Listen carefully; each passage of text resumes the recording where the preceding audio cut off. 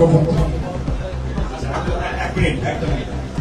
সবাই কি শুনবেন? এখানে বিএনপির লোকেরা উস্কানি দিতে আসবে না, ওরা বেসিক্যালি টার্গেট আমাকে বলেছে 24 তারিখের পরে আসো খেলবো, খেলা হবে, খেলা হবে।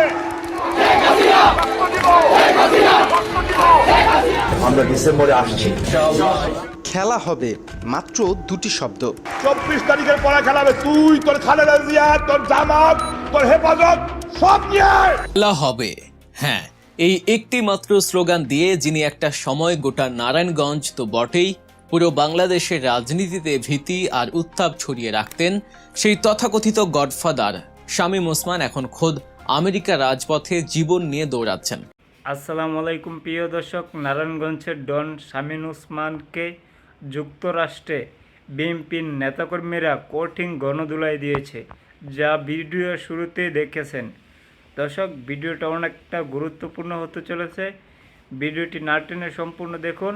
আর আমাদের চ্যানেল নতুন হয়ে থাকলে চ্যানেলটি সাবস্ক্রাইব করে আমাদের সাথে থাকবেন। দর্শক, চলুন ভিডিওগুলো দেখে আসি। খেলা হবে, খেলা হবে। তুই তোর খালেদা জিয়া, তোর জামাত, তোর হেফাজত সব নিয়ে আমরা খেলবো, খেলা হবে।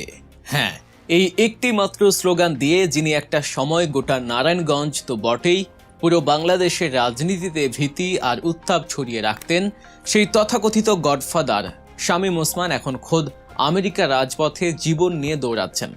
অন্যদিকে শেখ হাসিনা সরকারের সবচেয়ে কুখ্যাত কিলিং মিশনের প্রধান পুলিশের সাবেক কর্মকর্তা মনিরুল ইসলাম এবার মুখ খুলেছেন। 5ই আগস্ট শেখ হাসিনার পতনের পেছনে খোদ সেনাপ্রধানের দিকে আঙুল তুলেছেন তিনি। ফাঁস করেছেন 4ই আগস্ট রাতের এক লোমহর্ষক গোপন চুক্তির কথা। আর সবশেষে যে ছাত্রনেতা একদিন রাজপথে মার খেয়ে সাধারণ মানুষের সিম্প্যাথি পেয়েছিলেন, সেই নুরুল হক নূর এখন নিজেই বনে গেছেন এক নব্য স্বৈরাচার। আজকের এই ভিডিওতে আমরা এই 3টি চাঞ্চল্যকর ঘটনার ভেতরের রাজনীতি এবং পেছনের আসল সত্যটা বিশ্লেষণ করব। শুরুতেই চলুন আমেরিকার মাটিতে ঘটে যাওয়া এক অবিশ্বাস্য ঘটনার দিকে নজর দেই। আপনাদের নিশ্চয়ই মনে আছে নারায়ণগঞ্জের সেই দোর্দণ্ড প্রতাপশালী শামীম ওসমানের কথা, যার ভয়ে একসময় নারায়ণগঞ্জের মানুষ থরথর করে কাঁপত। প্রকাশ্য জনসভায় যিনি বুক ফুলিয়ে বলতেন খেলা হবে, এই স্লোগানটা এতটাই জনপ্রিয় হয়েছিল যে পরবর্তীতে আওয়ামী লীগের সাধারণ সম্পাদক ওবায়দুল কাদেরও সেটা লুফে নিয়েছিলেন। সেই শামীম ওসমান গত কয়েকদিন ধরে আমেরিকার বিভিন্ন স্টেটে ঘুরে বেড়াচ্ছিলেন। তার উদ্দেশ্য ছিল 15ই আগস্টকে কেন্দ্র করে বিদেশে অবস্থানরত আওয়ামী লীগের নেতাকর্মীদের চাঙা করা। তিনি রীতিমতো ঘোষণা দিয়েছিলেন যে ডিসেম্বরের মধ্যেই তারা দেশে ফিরে আসবেন এবং আবারও রাজনীতিতে নিয়ন্ত্রণ নেবেন। কিন্তু তিনি হয়তো ভুলে গিয়েছিলেন যে এটা 2024 সাল পরবর্তী সময়। জুলাই বিপ্লবের পর সাধারণ মানুষের মনের ক্ষোভ এখনও নিভে যায়নি। আমেরিকায় অবস্থানরত প্রবাসী বাংলাদেশি এবং জুলাই বিপ্লবের অকুতভয় যোদ্ধারা যখন জানতে পারেন যে শামীম ওসমান একটি বিল্ডিংয়ে বসে মিটিং করছেন, তারা মুহূর্তের মধ্যে সেই এলাকা ঘেরাও করে ফেলেন। অবস্থা বেগতিক দেখে যে মানুষটি একদিন খেলা হবে বলে হুঙ্কার দিতেন, তিনি নিজেই খেলা ছেড়ে পালানোর পথ খুঁজতে থাকেন। অত্যন্ত তড়িঘড়ি করে প্রোগ্রাম শেষ করে তিনি যখন পেছনের দরজা দিয়ে পালাচ্ছিলেন, ঠিক সেই মুহূর্তে স্থানীয় বিএনপি এবং জামায়াত ইসলামীর প্রবাসী নেতাকর্মীরা তাকে ধাওয়া করে। এক পর্যায়ে তাকে ধরে ফেলা হয় এবং উত্তম মাধ্যমও দেয়া হয়। সোশ্যাল মিডিয়ায় ছড়িয়ে পড়া ভিডিওগুলোতে দেখা যায় নারায়ণগঞ্জের সেই দোর্দণ্ড প্রতাপশালী নেতা কিভাবে সাধারণ প্রবাসীদের তোপের মুখে পড়ে জীবন নিয়ে পালাচ্ছেন। প্রকৃতির কি অদ্ভুত বিচার! প্রতিটি ক্রিয়ারই যে একটা সমান ও বিপরীত প্রতিক্রিয়া আছে, শামীম ওসমানের এই পরিণতি যেন তারই এক জ্বলন্ত প্রমাণ। তবে শামীম ওসমানের পালানোর চেয়েও এখন বাংলাদেশের রাজনীতিতে সবচেয়ে বেশি আলোড়ন সৃষ্টি করেছেন শেখ হাসিনার আমলের পুলিশের কাউন্টার টেরোরিজম বা সিটিটিসির প্রধান মনিরুল ইসলামের একটি সাক্ষাৎকার। শেখ হাসিনার শাসনামলে তাকে বলা হতো খুনের সম্রাট। মাসুদা ভাট্টি নামের এক ইউটিউব চ্যানেলে এসে তিনি সম্প্রতি এমন কিছু কথা বলেছেন যা শুনলে যে কোনো সুস্থ মানুষের গা শিউরে উঠবে। মাসুদা ভাট্টির কথা হয়তো আপনাদের মনে আছে। প্রখ্যাত আইনজীবী ব্যারিস্টার মইনুল হোসেন একটি টকশোতে তাকে নিয়ে একটি মন্তব্য করার পর শেখ হাসিনা নিজে মাসুদা ভাট্টিকে দিয়ে মইনুল হোসেনের বিরুদ্ধে মামলা করিয়েছিলেন। সেই মামলায় মইনুল হোসেনকে জেলে যেতে হয় এবং পরবর্তীতে তিনি স্ট্রোক করে মারা যান। সেই মাসুদা ভাট্টির চ্যানেলে আত্মগোপনে থাকা মনিরুল ইসলাম তার ভেতরের বিকৃত মানসিকতা এবং মানুষ হত্যার জিঘাংসা প্রকাশ করেছেন। সাক্ষাৎকারে মনিরুল ইসলাম চরম আক্ষেপ করে বলেছেন যে 5ই আগস্ট কেন তারা আরও 20 10 বা 50,000 মানুষকে হত্যা করতে পারলেন না। দেশের মানুষের রক্ত দিয়ে গোসল করতে না পারার এক অদ্ভুত আক্ষেপ ঝরে পড়েছে তার কণ্ঠে। কিন্তু তার এই সাক্ষাৎকারের সবচেয়ে বিস্ফোরক অংশটি ছিল বাংলাদেশের সেনাবাহিনীর প্রধানকে নিয়ে। মনিরুল দাবি করেছেন 4ই আগস্ট দিবাগত রাত 12:30টার দিকে ঢাকা ক্যান্টনমেন্টে সকল জিওসি এবং এরিয়া কমান্ডারদের নিয়ে একটি ভিডিও কনফারেন্স হয়। সেখানে সেনাপ্রধান নিজে উপস্থিত ছিলেন।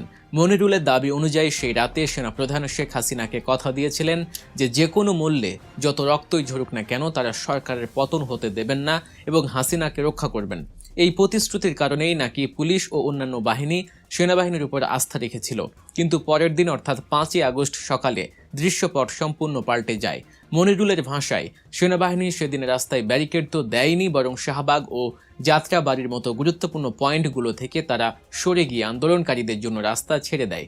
মনিরুলের দাবি, সেনাবাহিনী যদি সেদিন রাস্তা না ছাড়তো তাহলে হয়তো এত সহজে সরকারের পতন হতো না।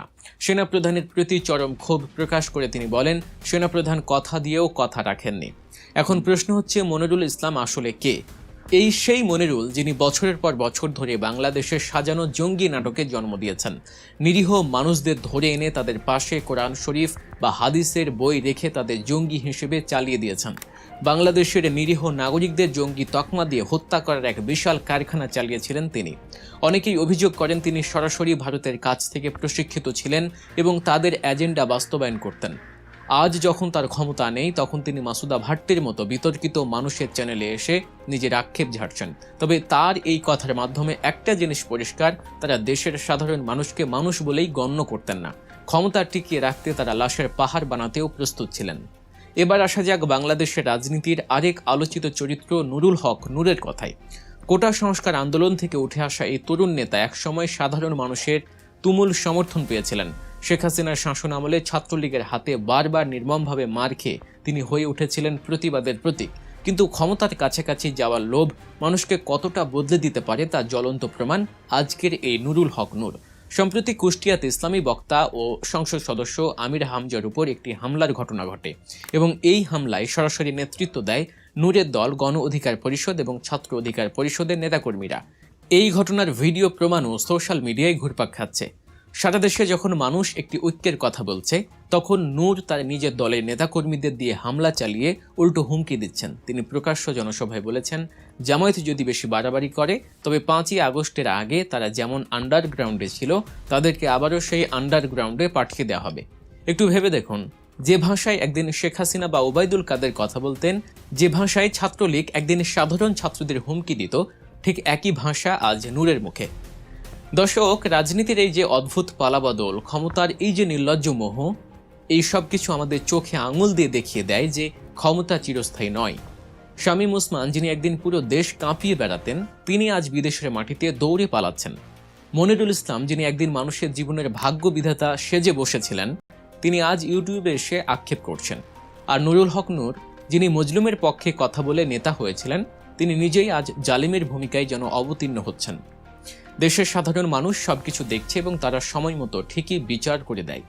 5ই আগস্টে ছাত্র জনতার অভ্যুত্থান আমাদের শিখিয়েছে কোনো স্বৈরাচারী শেষ কথা নয়। দেশের এই বর্তমান রাজনৈতিক প্রেক্ষাপট, শামীম ওসমানের পরিণতি, মনিরুল ইসলামের চাঞ্চল্যকর দাবি এবং নূরের এই দ্বিমুখী নীতি নিয়ে আপনাদের কি মতামত? আপনারা কি মনে করেন রাজনীতিতে এই ধরনের নেতাদের আর কোনো ভবিষ্যৎ আছে? আপনাদের মূল্যবান মতামত অবশ্যই নিচের কমেন্ট বক্সে লিখে জানাবেন। দেশের রাজনীতি